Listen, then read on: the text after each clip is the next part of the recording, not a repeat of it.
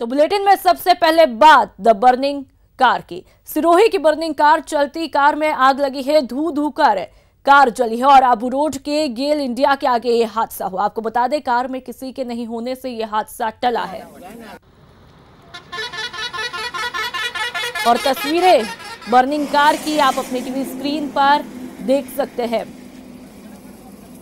चलती कार में आग लगी है, धू धू कर ये कार जल जाती है और द बर्निंग कार की तस्वीरें आप लगातार देख रहे हैं। आबू रोड के गेल इंडिया के आगे यह हादसा हुआ है और कार में किसी के नहीं होने से यह हादसा टला।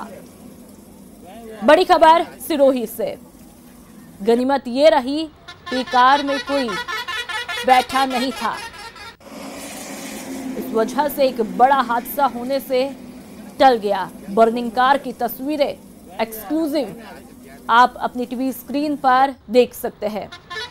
कार किस तरह जलकर पूरी तरह स्वाहा हो जाती है, लगातार तस्वीरें आपकी टीवी स्क्रीन पर। सिरोही के आबू रोड की ये तस्वीरें हैं, जहां पर एक चलती कार में आग लग जाती है। गनीमत ये रही कि कार में कोई बैठा हुआ नहीं था, वरना किसी की जान भी जा सकती थी।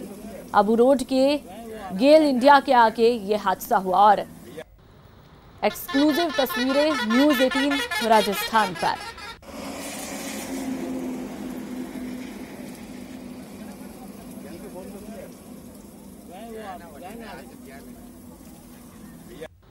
बर्निंग कार की तस्वीरें लगातार आप अपनी टीवी स्क्रीन पर देख रहे हैं।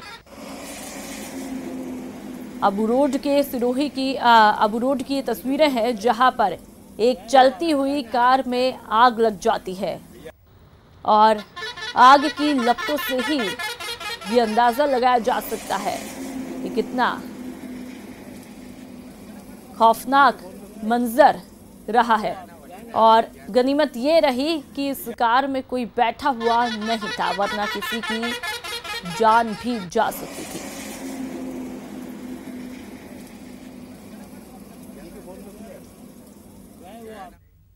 और अब टोंक से बड़ी खबर, जहां पर बाइक शोरूम में आग लगी है। नगर पालिका की दमकल मौके पर पहुंची है, पुलिस भी मौके पर मौजूद है। आग पर काबू पाने के प्रयास यहां पर किए जा रहे हैं। रेलवे फाटक के पास की घटना बताई जा रही है। बड़ी खबर टोंक से, जहां पर एक बाइक शोरूम में आग लगी है। नगर पालिका की दमकल भी मौके पर पहुंच चुकी है और पुलिस के आला अधिकारी भी मौके पर मौजूद है। आग पर काबू पाने की कोशिशें की जा रही है।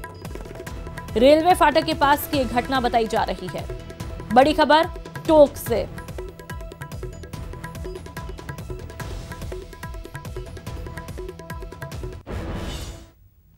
और आज आ सकती है बीजेपी की आखिरी सूची। बीजेपी के बाकी बचे 6 प्रत्याशियों का ऐलान संभव है। मंत्री जावड़ेकर ने चुनाव प्रबंधन समिति की बैठक ली है। बीजेपी ने 19 प्रत्याशियों का पहले ही ऐलान कर दिया था और आज बाकी बचे 6 नामों का ऐलान किया जा सकता है। तो अब बीजेपी की आखिरी सूची का इंतजार बना हुआ है। 19 नामों का ऐलान कर दिया गया है। अब 6 प्रत्याशियों का ऐलान आज होने की संभावना जताई जा रही है। मंत्री जावड़ेकर ने चुनाव प्रबंधन समिति की बैठक भी ली है और आपको बता दें कि 19 प्रत्याशियों का पहले ही ऐलान कर दिया गया है।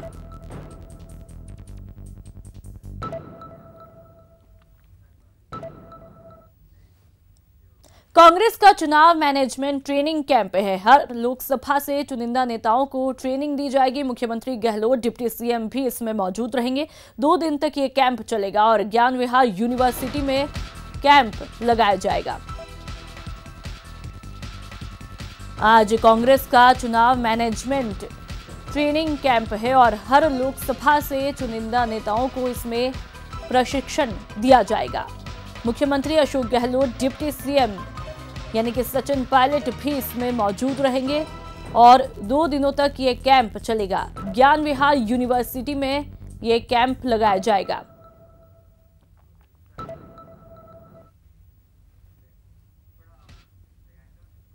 गरीबों, युवाओं और कारोबारियों के लिए वादों के पिटारों के साथ कांग्रेस ने अपने चुनावी घोषणा पत्र को जनता के सामने रखा। गरीबों को न्याय के जरिए कांग्रेस अपनी चुनावी नैया पार लगाना चाहती है। वहीं हिंदुस्तान को साधने के लिए कांग्रेस जन आवाज के साथ जनता के बीच जाएगी। कांग्रेस को अपने न्याय पर भरोसा है, लेकिन सवाल है कि क्या जन आवाज से सधेगा 2019?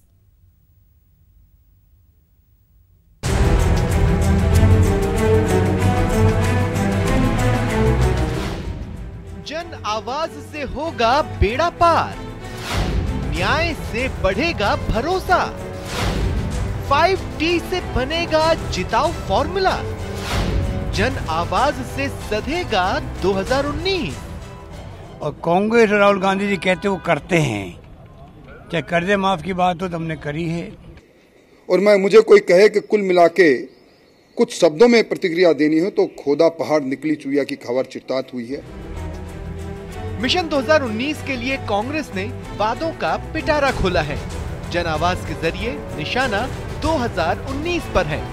कांग्रेस ने ये भी संदेश देने की कोशिश की है, जो वादा किया है उसे हम निभाएंगे। लेकिन मैनिफेस्टो जारी होते ही सूबे में सियासत भी तेज हो गई है। बीजेपी ने कांग्रेस की जन आवाज पर तंज कसा है। वो शुद्ध रूप से लफाजी का लॉलीपॉप है, और उससे भी इम्पोर्टेंट है ये एक डर्टी डींग है। डींग बाजी करने की कोशिश की गई है, और जो कुछ भी आज तक उन्होंने नहीं किया, न कर पाए हैं न करेंगे, वो दिखाने की कोशिश की जा रही है। इसलिए जो है वो इसमें मैं तो मानता हूँ न कोई उमंग है न कोई तरंग है। कांग्रेस की जो एक कटी पतंग है उसकी साधने की कोशिश है। और मुझे कोई कहे कि कुल मिला के कुछ शब्दों में प्रतिक्रिया देनी हो तो खोदा पहाड़ निकली चुईया की खबर चिरतात हुई है। सिर्फ एक ही बात, वो देश के अंदर 20% लोगों को मिनिमम इनकम की गारंटी देंगे। उसका पहले जिस प्रकार आधी अधूरी घोषणा इनके राष्ट्रीय अध्यक्ष ने की, उससे भी अस्पष्ट बातें अब घोषणा पत्र में आई है। ना बजटीय प्रावधान कहाँ कैसे हो, कितना होगा, उसके लिए पात्रता किसकी होगी, और ये तब होगा जब कांग्रेस पार्टी शासन में आएगी। तो भी तो शेख चिल्ली के सपने कांग्रेस पार्टी।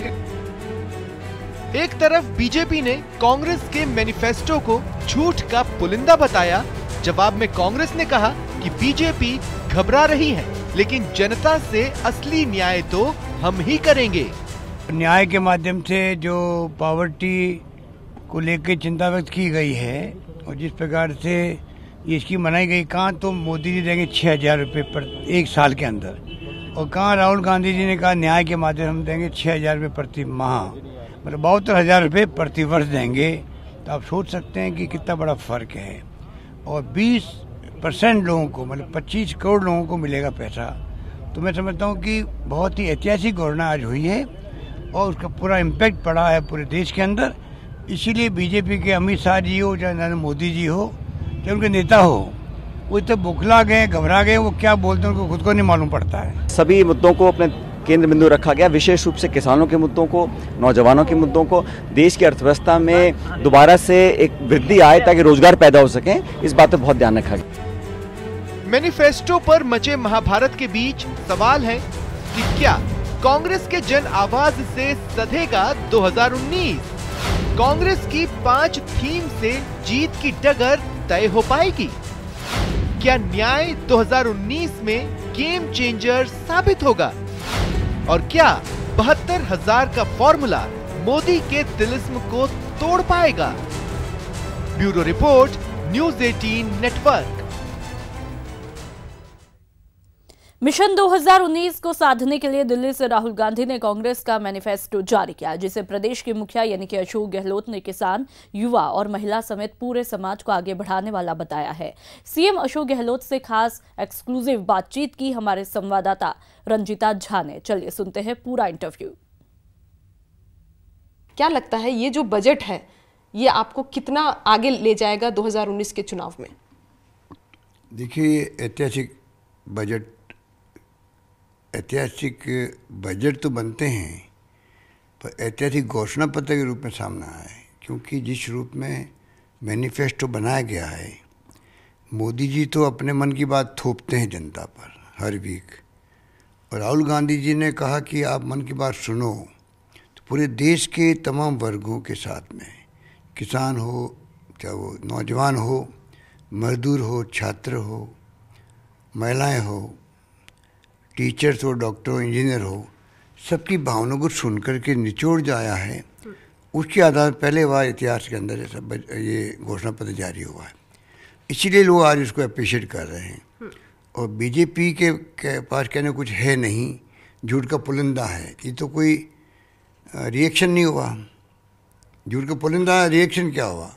आपको भी ये जो वादे किए हैं उसमें आपकी क्या प्रतिक्रिया है? वादे एक से एक शानदार हुए हैं। इतिहास बनाएंगे, इतिहास रचेंगे ये बातें, क्योंकि किसान के लिए जिस प्रकार से कहा गया है, किसान बजट अलग बनेगा। जब रेलवे का बजट होता था 70 साल के इतिहास में पहली बार किसानों के लिए अलग बजट आएगा पार्लियामेंट के अंदर। ये इतिहास नहीं है क्या? ऐतिहासिक फैसला नहीं है क्या? नरेगा में काम मिलता 100 दिन गारंटी है, लोकसभा कानून बना करके 150 दिन कह दिया गया है, ये मैनिफेस्टो में दिया गया है। इस प्रकार से शिक्षा के लिए जो कहा गया है, शिक्षा का अधिकार पहले दिया गया था, उसको जीडीपी का 3% के बाद 6% हम इन्वेस्ट करेंगे। देश के नौजवानों के लिए, नई पीढ़ी के लिए स्वास्थ्य और शिक्षा दो देश का भविष्य बनाते हैं नौजवान पीढ़ी के साथ में। उसके बारे में इतना बड़ा वादा किया गया है जनता के साथ में। और किसानों के ऊपर मुकदमे दर्ज हो जाते हैं कई बार, क्रिमिनल। तो राहुल गांधी जी ने घोषणा करी है कि क्रिमिनल अब नहीं होंगे, सिविल मुकदमे होंगे खाली। ये भी बड़ी घोषणा है। और स्वास्थ्य सेवाओं के लिए भी कहा गया है कि बजाय इसके कि आप जो ये लुटा रहे हो पैसा इंश्योरेंस कंपनियों को लेते हो, चाहे कृषि बीमा हो और चाहे वो हेल्थ बीमा हो, मिली भगत से पैसा करोड़ों अरबों रुपए जाता है उनकी जेब के अंदर। बेनिफिशियरी को पैसा मिलता नहीं है, जो बीमार होता है उसको पैसा पूरा मिलता नहीं है। किसान को जो इंश्योरेंस की जाती है, किसानों के लिए डिस्ट्रीब्यूट होगा 5,000 करोड़ रुपये, तो 15,000 करोड़ रुपये बेनिफिट होता है इंश्योरेंस कंपनियों को। तमाम आंकड़े देश के सामने हैं। और अब बात करते हैं अजमेर फूड पॉइजनिंग के मामले में अपडेट की। दूषित खाने से 70 से ज्यादा लोग बीमार हुए और देर रात को दावत के बाद उनकी तबीयत बिगड़ी। आपको बता दें कि करीब 1 दर्जन से ज्यादा बच्चों का इलाज जारी है। अस्पताल में हड़कंप मचा हुआ है। फिलहाल सभी बच्चे खतरे से बाहर है। गांधीनगर थाना पुलिस अस्पताल पहुंची है।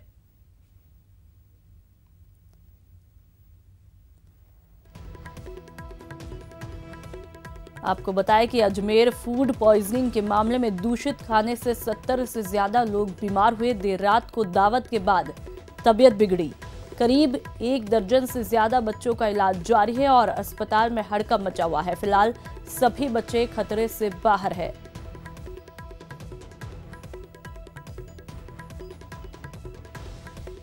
और संवाददाता दीपक हमारे साथ फोन लाइन पर जुड़ चुके हैं। दीपक, क्या फूड के सैंपल लिए गए और अभी बच्चों की तबीयत कैसी है? बिल्कुल ऊपर, ये घटना अजमेर जिले के किशनगढ़ कस्बे की है, जहां पर देर रात एक दावत का प्रोग्राम था और उस दावत के प्रोग्राम में जो मुस्लिम समाज के लोग हैं वो दावत लेने गए थे। खाना खाने के बाद में अचानक उनकी तबीयत बिगड़ती है, उल्टी दस्त की उन्हें शिकायत होती है और धीरे धीरे संख्या बढ़ती जाती है, जिससे लोगों में हड़कंप मचता है और उन्हें तुरंत अस्पताल ले जाया जाता है, जहाँ पर राजकीय अस्पताल में उनका इलाज किया जाता है। हालांकि फिलहाल की अगर अपन बात करें तो सभी जो फूड पॉइजनिंग के जो शिकार हुए हैं, बच्चे या बूढ़े या जवान और महिलाएं, वो खतरे से बाहर हैं। लेकिन 1 दर्जन से ज्यादा बच्चों का इलाज अभी भी जारी है। साथ ही जो जिस तरीके की घटना घटी है उससे अस्पताल प्रशासन सहित जो लोग स्थानीय प्रशासन है उनमें हड़कंप मचा है और स्थानीय प्रशासन भी मौके पर रात को ही पहुंच चुका था और जिस जगह दावत चल रही थी वहां से जो खाना बना था उसके सैंपल लिए गए हैं और उनको जांच के लिए भी भेज दिया गया है। चलिए, तमाम जानकारियों के लिए दीपक बहुत बहुत शुक्रिया।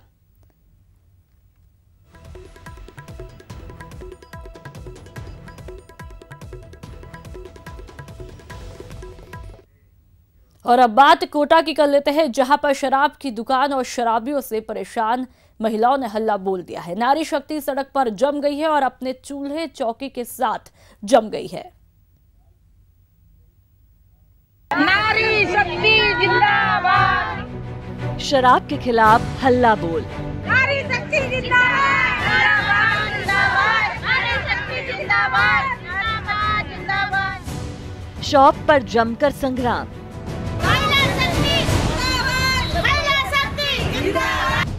महिलाओं ने खोला मोर्चा।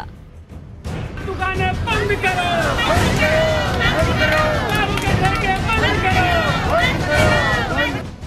चूल्हा चौका संघ चौक पर नारी शक्ति।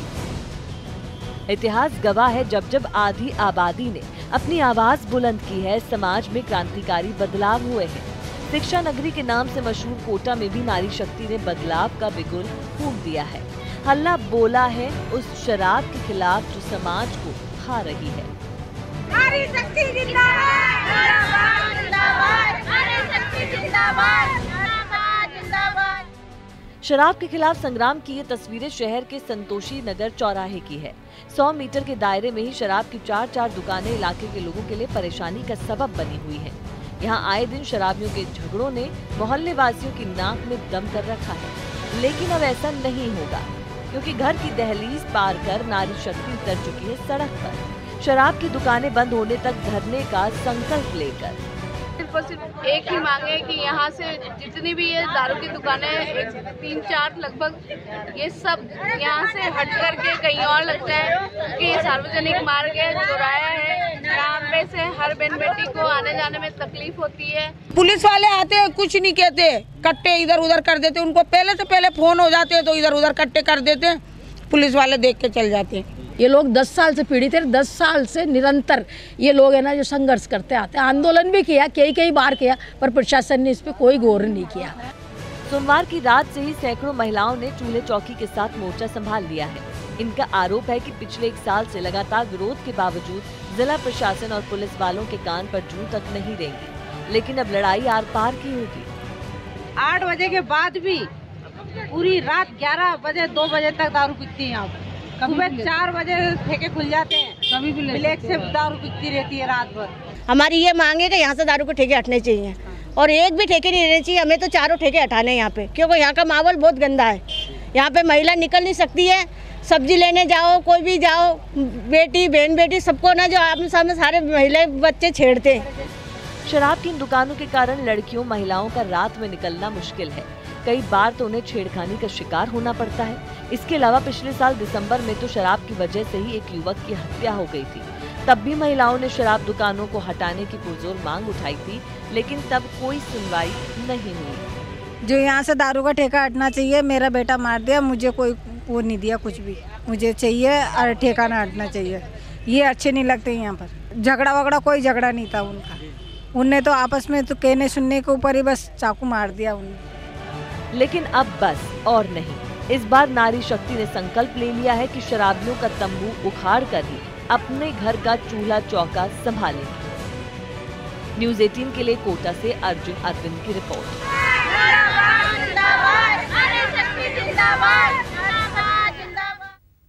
जोस बटलर ने 59 रन की शानदार बल्लेबाजी और श्रेयस गोपाल के 3 विकेट की बेहतरीन गेंदबाजी के दम पर राजस्थान रॉयल्स ने IPL 12 में आखिरकार अपनी जीत का खाता खोल दिया। रॉयल्स जयपुर के SMS स्टेडियम में खेले गए मुकाबले में बेंगलुरु के 7 विकेट से हराया और राहुल त्रिपाठी ने आखिरी ओवर में छक्का जोड़कर राजस्थान को इस सीजन की पहली जीत दिलाई।